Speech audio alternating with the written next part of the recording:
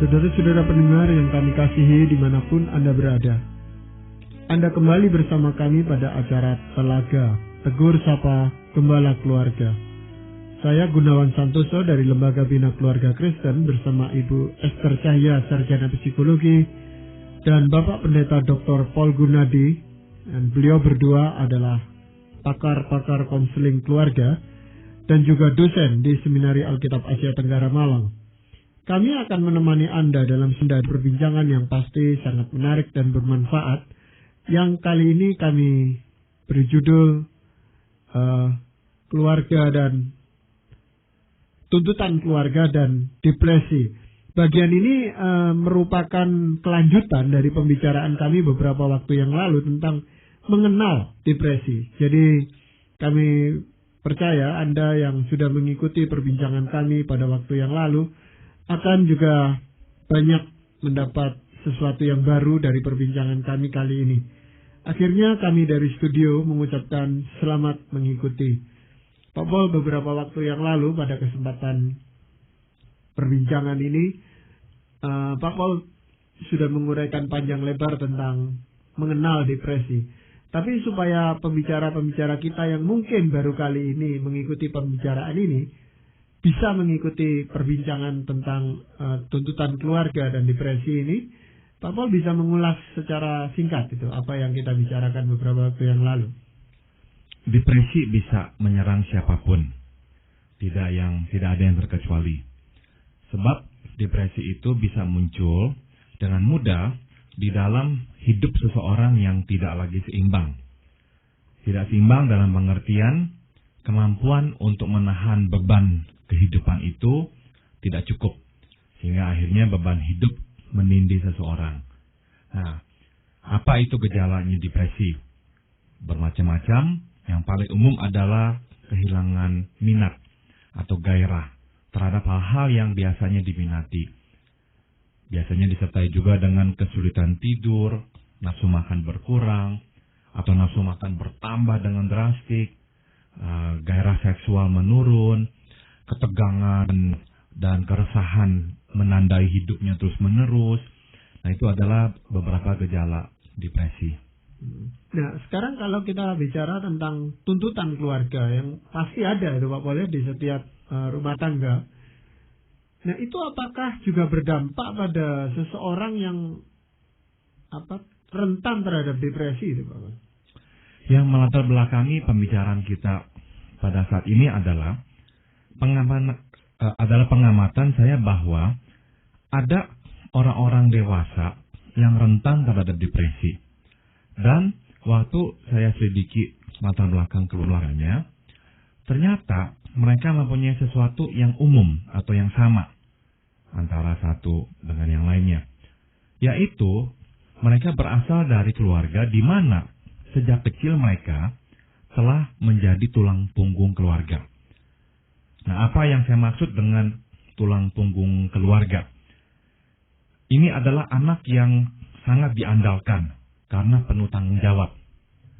Jadi apa-apa dia yang disuruh, apa-apa dia yang dipanggil.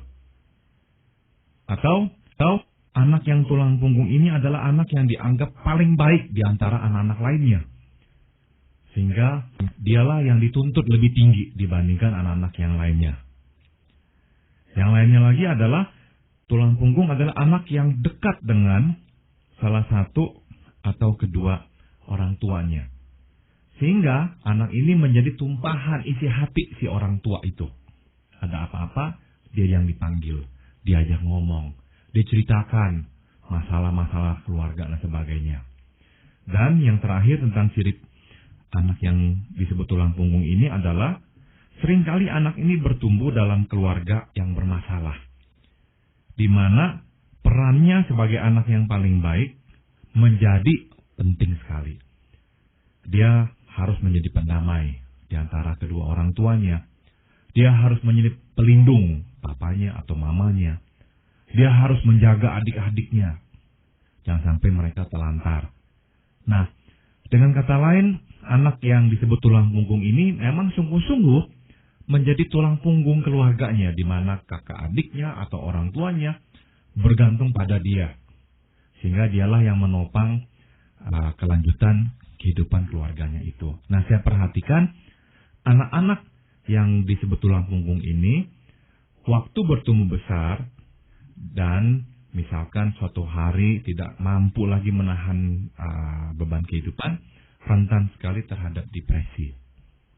Ya, padahal sebenarnya ciri-ciri yang tadi Pak Pol katakan itu sekilas itu kan kelihatan positif gitu, saya rasa. Iya, bukankah sebagai orang tua kita ini senang mempunyai yang seperti ini ya Pak Gunawan ya? Tapi sekali lagi, anak-anak ini akhirnya sejak kecil dilatih atau dikondisikan untuk tidak hidup normal. Maksudnya apa normal?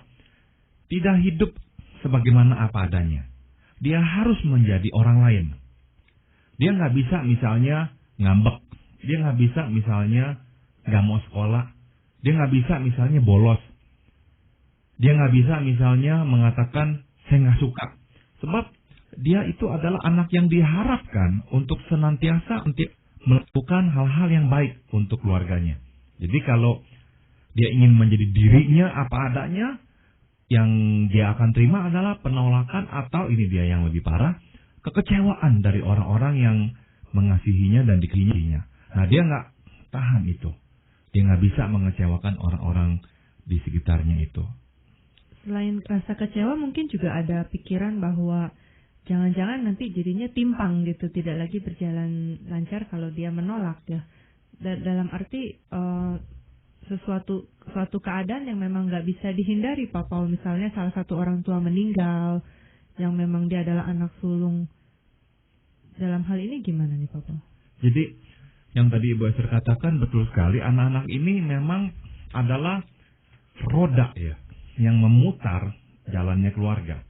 Misalkan tadi contohnya si ayah sudah meninggal, ya dia yang harus menggantikan si ayah, tidak ada pilihan lain. Nah, jadi memang ada kondisi-kondisi tertentu yang enggak memberikan banyak pilihan kepada anak-anak ini. Dia terpaksa harus memikul beban itu. Nah, sekali lagi yang saya mau tekankan adalah kalau dia hidup dengan berimbang nanti di masa dewasanya, dia akan oke. Namun kalau hidupnya tidak berimbang, terus-menerus dia tersedot oleh masalah-masalah keluarganya dan tidak cukup waktu untuk dirinya sendiri. Tidak cukup dia itu memberikan makanan untuk dirinya sendiri, lama-lama dia akan ambruk. Begitu. Tapi justru memang kadang-kadang hal ini yang suka dilupakan oleh anggota keluarga yang lain ya, dalam arti memang dari kecil atau dari mudanya dia sudah menyandang status orang yang dapat diandalkan. Sehingga sampai dia dewasa, sampai mungkin saat dia sudah berkeluarga, sudah saatnya membina keluarga sendiri pun, dari anggota keluarga yang lain masih selalu larinya ke si tulang punggung ini dalam situasi yang bahkan kadang-kadang tampaknya remeh begitu ya. Betul. Dia dituntut oleh keluarganya sendiri, oleh mamanya atau adiknya atau siapa. Dan di rumah pun dia dituntut, karena dia adalah tulang punggung keluarganya ya, rumahnya, istrinya, anak-anaknya. Nah, orang-orang ini akhirnya akan terjebak di dalam tuntutan-tuntutan ini, dan kalau dia nggak tahan, dia ambruk dalam depresi. Ya, jadi ini masalahnya kan ketahanan dia gitu Pak Boleh, ketahanan seseorang itu. Nah, pada waktu dia kanak-kanak diperlakukan seperti yang tadi Pak Pol katakan, apakah dia menyadari betul itu? Enggak. Masalahnya adalah anak-anak ini enggak menyadari apa yang sedang terjadi dalam dirinya. Dia hanya melakukan yang dia tahu harus dilakukan. Sebab memang tidak banyak pilihan lain. Begitu. Tapi akibatnya atau buah-buahnya mulai terlihat Pak Gunawan. Nah, kita bisa mencermati beberapa gejala yang bisa muncul. Misalnya yang pertama adalah orang ini mudah merasa bersalah terhadap segala hal yang tidak beres di keluarganya. Jadi kita ini kan memang bisa terganggu ya kalau ada masalah di keluarga kita. Tapi khusus untuk anak-anak yang telah menjadi tulang punggung, dia bukan hanya merasa terganggu, dia merasa bersalah. Karena apa? Sekali lagi dia tulang punggung, dia yang harus bertanggung jawab, memastikan semuanya hidup baik-baik dan bahagia. Jadi waktu ada yang nggak beres, adiknya masuk penjara misalnya, atau kakaknya bercerai, yang langsung terkena dia yang merasa bersalah sekali. Sepertinya kok dia nggak berbuat apa-apa, kok dia gagal, nggak melakukan yang seharusnya dia lakukan. Nah, ini tanda yang pertama yang kita bisa amati. Tanda yang kedua adalah, ini dia. Dia juga memikul beban yang besar karena menerima tuntutan orang tua yang berlebihan ini. Jadi hidupnya itu meskipun ya bisa bahagia, bisa apa, tapi kelihatan ini orang memikul beban. Nah, sekali lagi ini adalah faktor yang mencenderungkan dan merentankan dia untuk terkena depresi. Di wajahnya itu seolah-olah wajah yang penuh beban.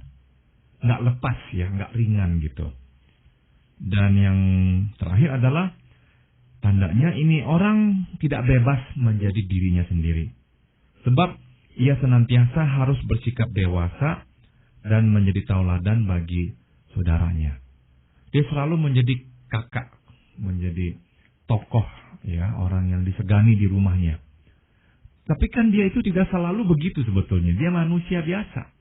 Tapi dia nggak bisa mengeluarkan apa adanya dirinya itu. Dia nggak boleh mengeluh dah dalam pengertian dia nggak boleh berkata, saya nggak mau tugas ini. Enggak, dia harus selalu mau. Sebab kalau dia menolak, keluarganya kecewa. Yang merasa bersalah kembali adalah dia juga. Begitu. Ya, tapi ada orang-orang yang apa ya Pak William, tidak terlalu mengindahkan itu, hal-hal yang menekan kehidupannya itu, lalu dia mengatakan ya memang ini sudah nasibku ini, seperti ini. Jadi bahkan dia tidak menikah gitu. Jadi tuntutannya tidak terlalu banyak memang di dalam diri itu, di dalam diri orang itu dibandingkan dengan orang lain. Misalnya tadi yang teman-temannya tuh ya ke pesta dan sebagainya, dia merasa saya tidak butuh itu gitu. Nah itu apa sebenarnya ungkapan yang jujur atau enggak itu? Kemungkinan besar jujur, sebab itulah yang dilihatnya. Dia nggak membuangkan semua kesenangan itu, dan dia nggak perlu ya untuk menjadi orang seperti yang lainnya. Yang dia tekankan adalah dia harus menjaga keluarganya sendiri. Nah bisa jadi selama semuanya berjalan biasa aja, baik-baik, dia akan oke. Namun ini yang juga bisa terjadi. Misalkan dia sudah menjaga keluarganya, ya, kemudian musibah terjadi. Contoh ada yang misalnya terjadi adalah, misalnya adiknya terkena masalah besar, terkena ketergantungan narkoba misalnya. Nah, itu bisa memukul dia. Jadi dengan kata lain, tambahan beban bisa benar-benar menjungkir balikan keseimbangan hidupnya itu. Ya, atau kakaknya misalnya bercerai. Nah, itu bisa menjungkir balikan keseimbangannya. Sebab dia sudah menata hidupnya dengan begitu baik dan rapi. Sehingga dia bisa hidup dengan baik ya. Namun kalau ada tambahan beban yang dia nggak sanggup untuk atasi, dia akan ambruk. Sekali lagi kenapa? Sebab dia memang nggak terbiasa juga bercerita membagi beban dengan orang lain. Dialah tulang punggungnya. Dan dalam kasus tadi Pak Gunawan katakan, dia mungkin nggak punya teman banyak di luar. Karena nggak punya kehidupan sosial. Dan mungkin yang lebih menyakitkan, yang pernah saya lihat kasusnya, si kakak sulung ini, anak sulung ini merasa begitu bertanggung jawabnya kepada setiap anggota keluarga, sementara lalu adik-adiknya ini merasa engkau nggak harus berbuat seperti itu gitu, dalam arti apa ya, kan terlalu bertanggung jawab, sementara ini nggak mau nih diurusin seperti itu. Jadi ada rasa penolakan ya, dia ingin melakukan yang terbaik tetapi yang adik-adiknya ini tidak memberikan dukungan begitu Pak Paul. Betul, dan tidak jarang akhirnya terjadi konflik ya di antara mereka. Karena si adik-adik nggak menerima. Ya. Dan ini memang sebetulnya sih tidak harus terjadi pada anak sulung. Jadi bisa terjadi pada anak kedua, ketiga, keempat. Namun anak yang dijadikan tulang punggung itu. Iya. Ketika yang pihak keluarga Pak Paul itu memberikan kesempatan kepada yang jadi tulang punggung tadi untuk ya seperti tadi saya katakan menikah, ternyata dia tidak merasa cocok juga dengan pernikahannya, sehingga dia masih lebih sering kembali ke rumahnya, ke rumah aslinya itu, lalu berfungsi lagi sebagai tulang punggung lagi di situ dia. Pengamatan yang baik sekali Pak Gunawan. Dan kalau saya boleh tambahkan, yang juga menyuburkan ketidakbetahannya dia di rumah tangganya sendiri adalah keluarga asalnya. Sebab keluarga asalnya itu seolah-olah menyerahkan dia untuk menikah separuh hati. Di satu pihak ya seharusnya lah engkau menikah ya. Namun ya kamu kok menikah sebab kami masih memerlukan engkau. Engkau pergi dari rumah, kami kehilangan tulang punggung. Jadi memang adanya ambivalensi di situ.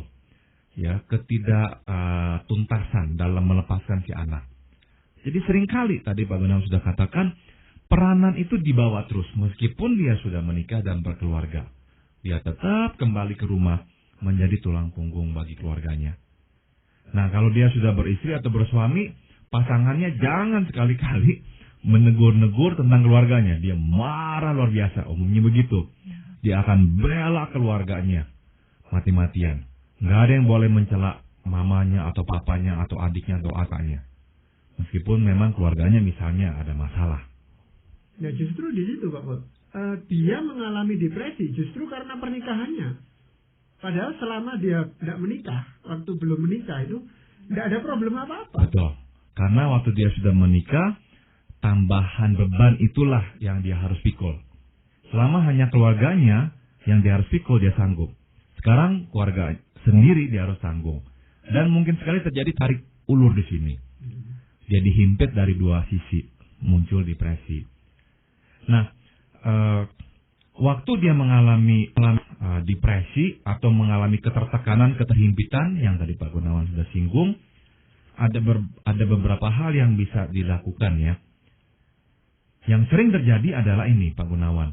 Dia bisa melakukan hal-hal yang berkebalikan dengan norma yang diyakini keluarganya. Jadi tidak jarang orang-orang ini sudah umur berapa tahu-tahu ketahuan menggunakan narkoba. Mana mungkin anak yang baik, tulang punggung keluarga kok menggunakan narkoba. Atau yang juga umum adalah orang ini tiba-tiba menikah dengan orang yang sangat tidak diharapkan oleh orang tuanya. Misalnya orang tuanya mengharapkan anaknya menikah dengan seseorang dari status keluarga yang baik-baik. Tiba-tiba dia menikah dengan seseorang dari status keluarga yang dipandang tidak baik. Jadi pertanyaannya kok sampai begitu? Iya. Sebab pada satu titik dia nggak bisa lagi menanggung beban itu.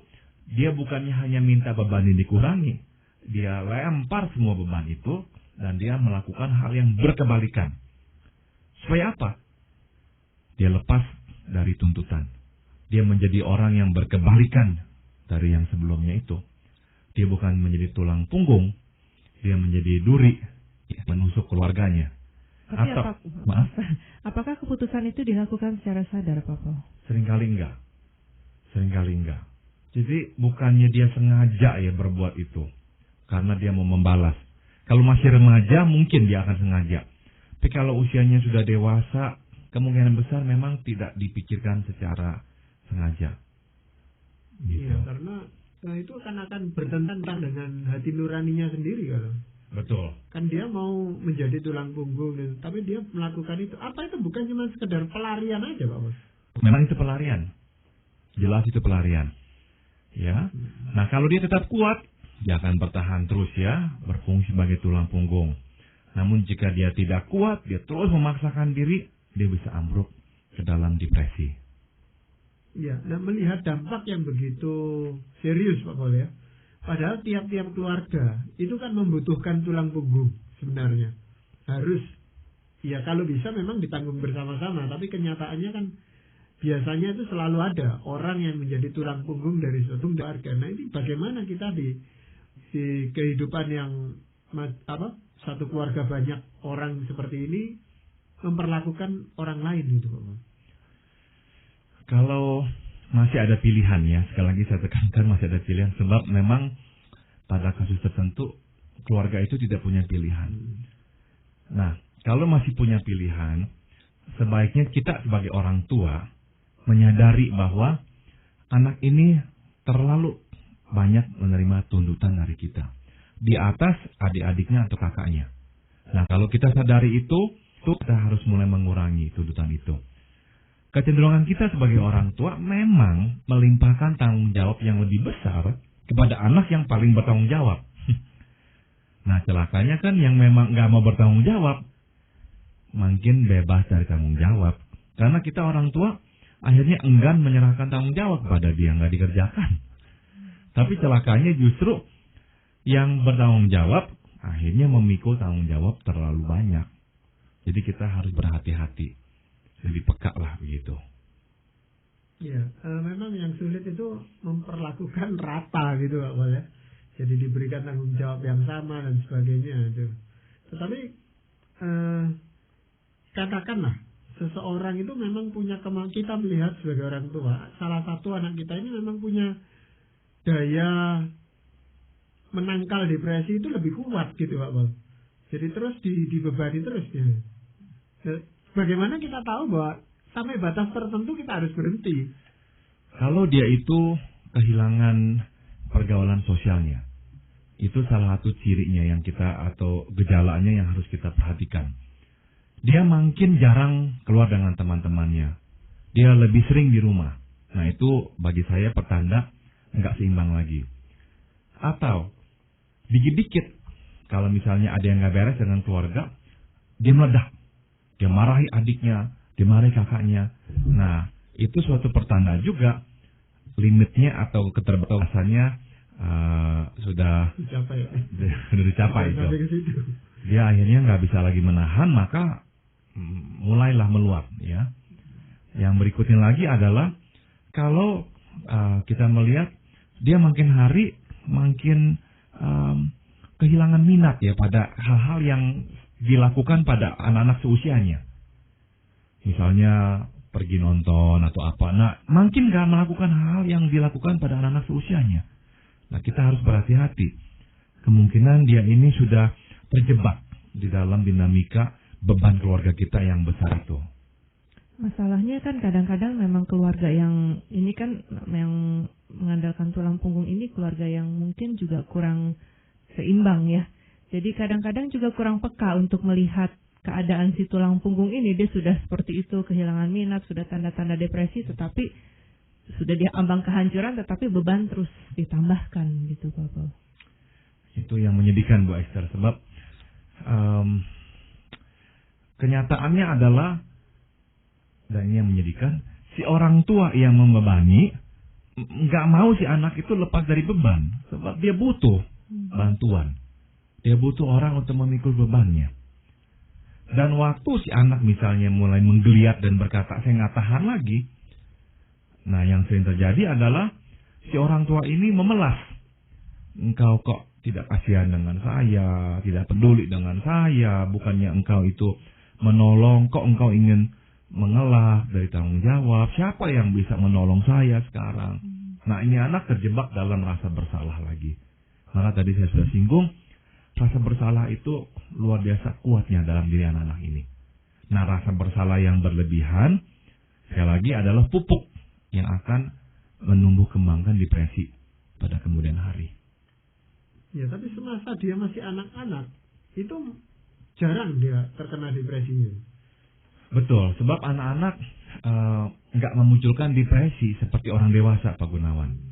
Meskipun sebetulnya anak-anak bisa terkena depresi. Bisa terkena depresi. Karena gejalanya nggak sama dan pola pikir anak belum terlalu kompleks seperti orang dewasa, maka seringkali kita nggak mengenalinya. Namun sebetulnya ya bisa terkena depresi. Salah satu cara untuk menilai anak ini terkena depresi adalah misalnya nggak pernah ngompol sampai usia 10 tahun, normal-normal, tapi tiba-tiba ngompol terus menerus.